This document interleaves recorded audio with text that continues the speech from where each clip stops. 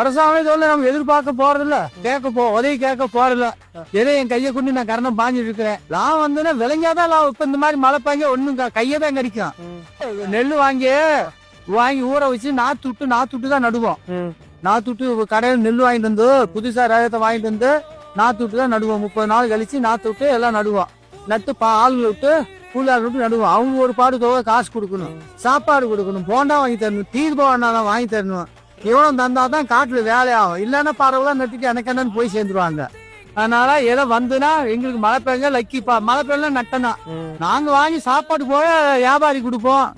வியாபாரி தான் வாங்கி நல்ல அமிச்ச விளைஞ்சதுன்னா வியாபாரி கொடுப்போம். மிச்சம் சாப்பாடு மிச்சம் வியாபாரி கொடுப்போம். வியாபாரிங்க நல்ல ரேட்டுக்கு எடுத்துக்கிறாங்களா? நல்ல ரேட்டுக்கு ஏதோ ஒரு அளவுக்கு எடுத்துக்குவாங்க. ஊர்ல உள்ள விலைக்கு தருவாங்க, நமக்கு தனியாரம் தரமாட்டாங்க.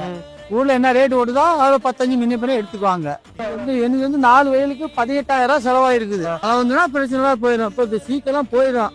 இது மழை இல்லைன்னா 50 மருந்து அடிக்கணும். நீ எவ்வளவு பிள்ளை பாக்குற மாதிரி இதை பார்த்தாகணும். வேற வழி இல்லை எங்களுக்கு.